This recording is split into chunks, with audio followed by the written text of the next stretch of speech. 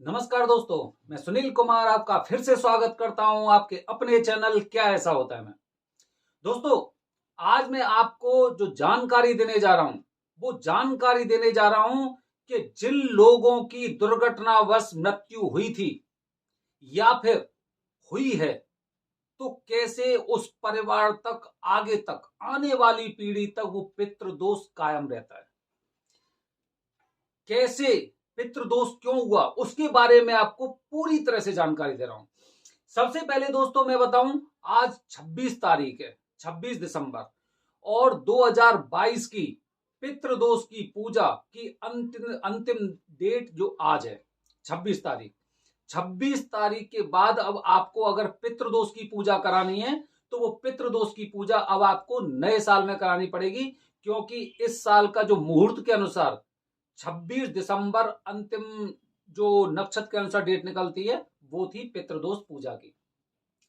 तो दोस्तों, अब पितृदोष जैसे कि लोगों की दुर्घटनावश मृत्यु हुई थी, पहले हम इस बात पे आते हैं, या फिर हुई है। अब आप खुद देखिए पितृदोष कैसे हुआ, आप खुद देखना। जैसे कि आप उदाहरण के लिए थोड़ा सोचिए। आप बुजुर्ग लोग हैं, बुजुर्ग लोग हैं। अब बुजुर्ग लोगों की दुर्घटनावश मृत्यु हो जाती है तो उन पे जो उनका उनके द्वारा जो दोष होता है, मतलब जो दोष बन जाता है पूरे परिवार में, वो पितृदोष कैसे बन जाता है।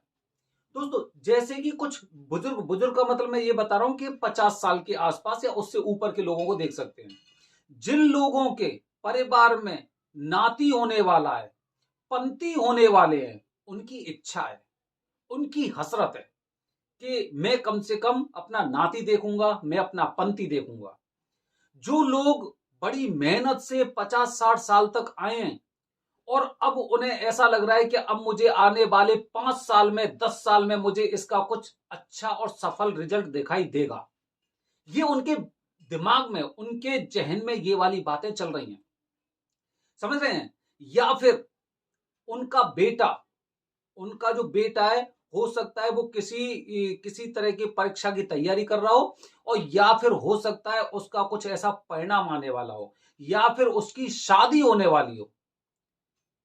अब ये वाली बातें ये वाली बातें जो मैंने आपको बताया है, बुजुर्ग इंसान 50 साल से ऊपर का, बुजुर्ग नहीं, मैं उसमें उदाहरण के लिए बोल रहा हूं आपसे, उसके जहन में ये वाली बातें चल रही हैं।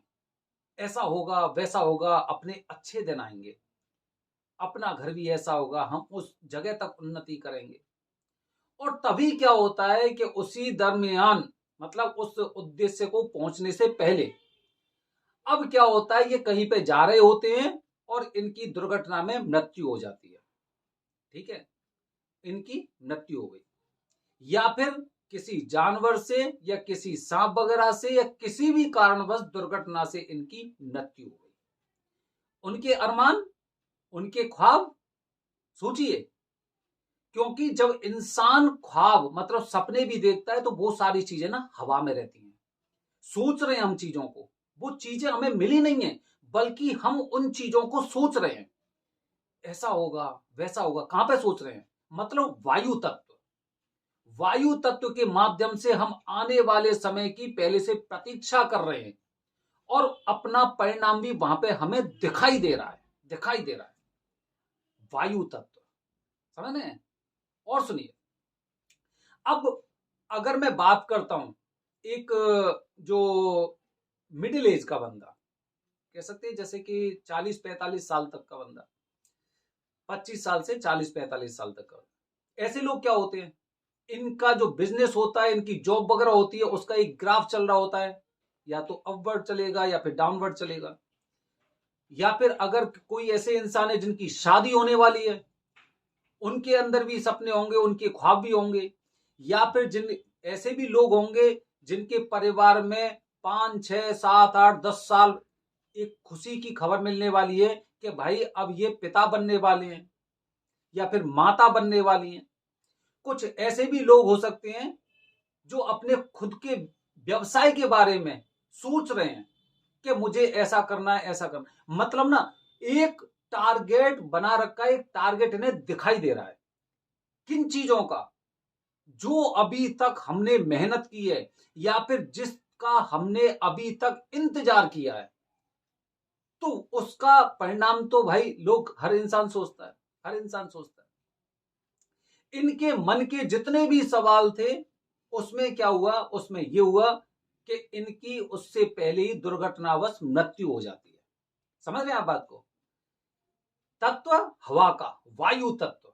हमने सपने देखे, हमने ख्वाब देखे, हमने अपना उद्देश्य सेट किया, अपना टारगेट सेट किया। अब 20 साल से छोटे से पे आ जाते हैं, 20 साल से छोटे। जो छोटे छोटे बच्चे होते हैं, अगर मैं 12 साल से छोटे बच्चों की बात करूं, वो बड़े लोगों को देखते हैं तो उनके अंदर भी इच्छाएं जागृत होती हैं, हर प्रकार की इच्छाएं जागृत होती हैं। मेरी साइकिल होगी, मेरी बाइक होगी, या फिर ऐसे बोल सकते हैं मैं भी बड़े स्कूल में जाऊंगा, मैं भी बड़े लड़कों के साथ खेलूंगा, मैं भी ऐसा करूंगा, ऐसे करके ख्वाब होते हैं। और अगर 12 से, और अगर 20 साल की मैं बात करूं, तो वो भी सपने देखते हैं, देखो ये कितना बड़ा आदमी बन गया है, मुझे भी ऐसा काम करना है, मुझे कुछ ऐसा काम करना है जिससे मैं पैसा बहुत जल्दी कमा सकूं, मैं अपने शादी जो करूंगा वो इस हिसाब से करूंगा कि ऐसी लड़की होगी। मतलब हर इंसान के अंदर कुछ ना कुछ एक ऐसा टारगेट फिक्स कर लेते हैं वो लोग कि मुझे वहां तक पहुंचना है। लेकिन उससे पहले क्या होता है, अब आप ये मान सकते हैं भगवान की मर्जी से या कैसे भी, कि दुर्घटनावश उन लोगों की मृत्यु हो जाती है। अब आप ये बताइए, आप खुद ये बताइए कि जिस इंसान के इरादे इतने मजबूत थे कि भाई मुझे ये काम करना है, मैं बीटेक कर लूंगा, मैं एमसीए कर लूंगा या फिर आईआईटी कर लूंगा, उसके बाद मुझे इस मंजिल तक पहुंचना है। या फिर अगर मैं बात करूं उस छोटे से बच्चे की, जो छोटा बच्चा जिसने देखा है कि भाई मुझे इतना बड़ा प्लेयर बनना है। या फिर अगर मैं बात करूं जो मिडिल एज का बंदा है, कि जो बंदा अभी 8 साल से 10 साल से सपने देख रहा है और उसके पास एक अच्छी खुशखबरी आई है कि अब वो बाप बनने वाला है।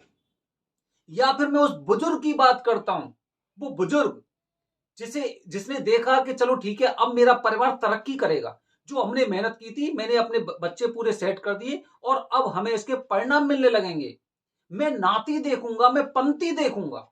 और उससे पहले क्या हुआ, उससे पहले उनकी किसी कारणवश मृत्यु हो जाती है।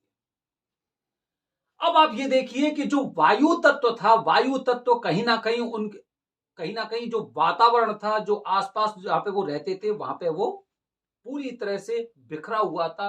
वहीं पे उसकी फीलिंग्स थी, सारी चीजें थी। आप गरुड़ पुराण के अनुसार इस चीज को थोड़ा सा समझ सकते हैं। अब दोस्तों क्या हुआ कि उनकी आत्मा, क्योंकि उनकी चीजें पूरी नहीं हुई, उनका जो उद्देश्य था वो पूरा नहीं हुआ।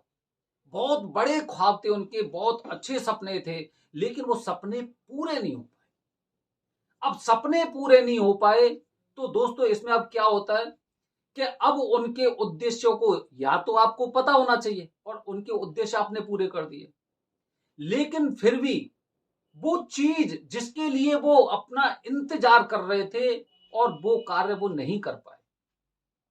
अब क्या होता है, धीरे धीरे करके साल 2 साल 10 साल में वो चीजें ऐसी हो जाती हैं कि वो चीजें वायु तत्व के माध्यम से और वहीं पर अपना कुछ ना कुछ एक प्रभाव दिखाने लगती हैं, और बहुत हद तक तो वो दुष्प्रभाव होता है।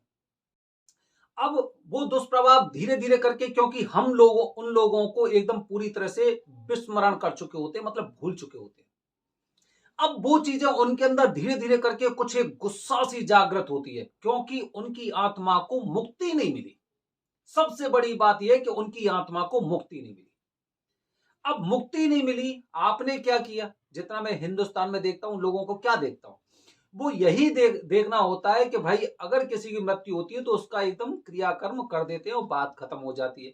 जो कहा कि भाई बरसी होनी है, 12 52 होने हैं, 13 भी होनी है, वो हो जाते हैं। लेकिन ये वो भूल जाते हैं कि भाई इनकी जो आत्माएं वो अभी मोक्ष नहीं मिला उन्हें, वो भटक रही हैं, क्योंकि उनकी मुक्ति का मार्ग तो आपने किया ही नहीं है। तो दोस्तों इस तरह से वो आत्माएं धीरे धीरे करके साल 2 साल और वो अपना एकदम थोड़ा थोड़ा एकदम उनका जो व्यवहार होता है वो एकदम विपरीत होने लगता है अपने परिवार के प्रति। क्यों होता है कि मैंने इस परिवार के लिए इतनी मेहनत की, सब कुछ किया, और आज ये सभी लोग मुझे भूल चुके हैं और अपनी अपनी गाथा गाने लग रहे हैं, अपनी कामयाबी के किस्से सुनाने लग रहे हैं। आज ये हमें भूल चुके हैं।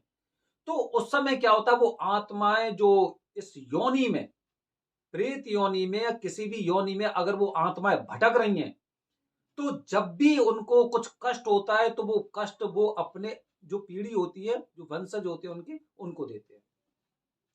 तो इस तरह से पितृदोष पितृदोष होता है, वो पूरे परिवार पर एकदम बहुत बुरी तरह से ऐसा साबित हो जाता है कि आगे उस परिवार में कुछ ना कुछ घटनाएं होती रहती हैं, कुछ ना कुछ ऐसी चीजें होती रहेंगी। आप कितना भी प्रयास करो, उन आत्माओं को जब तक मुक्ति नहीं मिलेगी तब तक आप कुछ नहीं कर सकते, कितना भी प्रयास करिए आप। तो दोस्तों, इसीलिए उनकी शांति के लिए लोगों को पितृदोष की पूजा करानी चाहिए। इस तरह से दुर्घटना बस अगर किसी की मृत्यु हो जाती है तो इसका मतलब यह है कि आपको पितृदोष है।